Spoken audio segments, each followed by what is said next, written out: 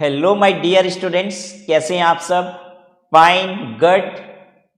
चलिए, ये तो आप अपने फ्रेंड्स और रिश्तेदारों से बोलते हैं। जैसे ही कोई पूछता है कैसे हो, आप बोलते हैं मस्त चल रहा है भाई, सब बढ़िया है। पर आप मुझे सच सच बताइए, आप कैसे हैं? आप एक्सप्रेस कर सकते हैं। मैं हमेशा बोलता हूं ना, I am your friend and educator C राजकीय Agrawal. So I am not just your educator, बल्कि एक फ्रेंड और बड़ा भाई भी। देखिए, मैं भी एक सीए हूं और मुझे पता है कि एक सीए स्टूडेंट की लाइफ में कितने स्ट्रगल्स होते हैं। ये वीडियो आप अकेले नहीं, अपने पेरेंट्स को भी दिखाइए, अपने रिश्तेदारों को भी भेजिए। Let them also know. आपके पेरेंट्स, फ्रेंड्स और रिलेटिव्स बस इतना ही जानते हैं कि सीए एक टफ कोर्स है और आप वही कर रहे हो और उसकी वजह से थोड़े टेंस्ड रहते हो।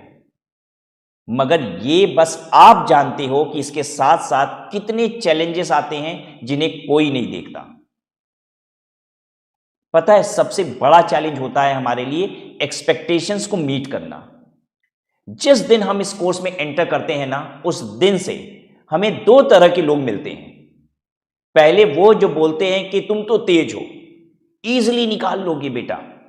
और दूसरे वो जो उस समय ही बोल देते हैं, देख लो टफ कोर्स है, सबसे नहीं होता ये सीएवीए। एक्चुअली वो किसी को जानते हैं जो बूढ़ा हो गया सीए करते करते, लेकिन उसका अभी तक सीए निकला नहीं है। ऐसे लोग कम होते हैं क्योंकि ज्यादातर लोग मुंह पे मीठा ही बोलते हैं। तो ऐसे लोग कम होंगे जो आपको डिमोटिवेट करेंगे। स्टार्टिंग में वो कहेंगे तेज है, निकाल लेगा, ठीक है। और एज ए स्टूडेंट आप सोच में पड़ जाते हो कि सबको लगता है कि मैं पास कर लूंगा, अगर नहीं कर पाया तो वो लोग कैसा फील करेंगे, पेरेंट्स कैसा फील करेंगे, या क्या ये कोर्स सच में बहुत डिफिकल्ट है और मुझसे नहीं हो पाएगा। और ये सब सोच करके आप डीमोटिवेटेड फील करने लगते हो। होता है ना आपके साथ? अब अगर फाउंडेशन क्लियर हो जाता है आपका, then again you will meet people जो कहेंगे लक से हो गया क्या, या फाउंडेशन तो इजी होता है, चलो इंटर और फाइनल निकाल के दिखाओ, राइट। और अगर फाउंडेशन क्लियर नहीं होता है तब भी आप सुनते हो, हमें तो पहले ही पता था कि इसके बस का नहीं है ये कोर्स। वहीं कुछ लोग बोलेंगे 12th में तो बड़े अच्छे मार्क्स आए थे तुम्हारे, ये सीए क्यों नहीं, फाउंडेशन क्यों नहीं निकला, हमें तो लगा था तुम पहले अटेम्प्ट में क्लियर कर लोगे, और भी कई चीजें। अब आप इंटर में आते हो, अब पहली बार इतना वास्ट सिलेबस देखते हो and you start your studies. और ये तो हम सबको पता है कि कितना ज्यादा पढ़ना पड़ता है, तो हमारी सोशल लाइफ और हॉबीज तो वैसे ही खत्म होने लगती है। हम ना अपने हेल्थ पे ध्यान दे पाते हैं, ना स्लीप पे, मतलब हमारा सब कुछ बस पढ़ना हो जाता है। अब अगर आपका इंटर फर्स्ट अटेम्प्ट में क्लियर हो जाता है तो ठीक है, वरना अब ये बात सबको पता चल चुकी है कि आप सीए कर रहे हो। भाई फाउंडेशन क्लियर करने तक समय हो चुका है, अब आपके सारे दूर दूर तक के रिश्तेदार को पता चल चुका है कि आप सीए में हो, सीए कर रहे हो। तो वो अलग चैलेंज होता है कि लोगों को क्या आंसर करना है। जब भी वो पूछे कि लास्ट एग्जाम का रिजल्ट कैसा था, या पास क्यों नहीं हो रहे, तुम तो तेज थे, अभी कितने अटेम्प्ट्स और लगेंगे, वगैरह वगैरह। मगर आप इन सब चीजों के ऊपर उठ के एग्जाम पास करते हो और ये सोचते हो कि आर्टिकलशिप करेंगे, अब बढ़िया फॉर्मल्स पहनेंगे, राइट, काम करेंगे, मजा आएगा। But as soon as you start your articleship, you realise कि स्टाइपेंड कम है, वर्कलोड बहुत ज्यादा है, फैमिली प्रेशर, दूसरे शहर में सरवाइव करने में चैलेंज, साथ में प्रिंसिपल की डांट, मतलब जहां आप आर्टिकलशिप कर रहे हो उस फर्म के ओनर की डांट। वैसे देखिए, आपको जनरली आर्टिकलशिप में बस एक्सपीरियंस और लर्निंग पे फोकस करना चाहिए, but still every student face this problem. Even if you do articleship from a very big firm और कंपनी, लोगों को लगता है कि आपके तो मजे हैं, पैसे छाप रहे हो, ट्रेवल कर रहे हो, मगर उन्हें कौन बताए कि कितना ज्यादा वर्क प्रेशर होता है। स्टडीज और वर्क दोनों मैनेज करना पड़ता है, कितना टफ है ये। साथ ही साथ आपको अगर फाइनल में टाइम लग रहा है, कुछ अटेम्प्ट लग गए हैं, तो आपको और भी कई चैलेंजेस फेस करने पड़ते हैं। आपको लोग बोलते हैं कि अब ये छोड़ दो, एमबीए कर लो, ये कर लो, वो कर लो, ठीक है, सब ज्ञान देंगे, ठीक है। आपका कॉन्फिडेंस खत्म होने लगता है कि पता नहीं हम क्या कर पाएंगे, ठीक है, कुछ होगा नहीं होगा। आपके बाकी सारे फ्रेंड्स अर्न कर रहे हैं, जिन्होंने भी सीए नहीं किया, ठीक है, वो कुछ और कर रहे थे तो वो अब अर्न करना भी शुरू कर दिए हैं, और आप एग्जाम्स में ही परेशान हैं।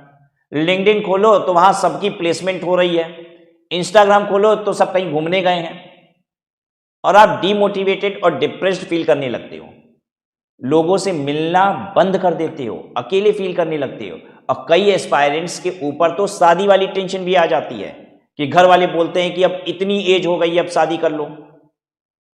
और ये जेंडर न्यूट्रल चैलेंज है, मतलब ऐसा नहीं कि सिर्फ लड़कियों के लिए ये चैलेंज है, इवन लड़कों के साथ भी होता है। कब पास होगे, जॉब कब लगेगी, नहीं लगेगी तो शादी कौन करेगा। और काफी सारे लोगों को ये कोर्स छोड़ना पड़ता है और जिंदगी भर वो इस रिग्रेट के साथ जीते हैं। अच्छा, ऐसे भी एस्पायरेंट होते हैं जिनके गर्लफ्रेंड और बॉयफ्रेंड होते हैं और वो अल्टीमेटम दे रहे हैं कि देखो अगर इस अटेम्प्ट में क्लियर नहीं हुआ तो ये रिलेशनशिप खत्म, या मैं किसी और को देख लूंगा या देख लूंगी। हंसिए मत, ऐसा सच में होता है।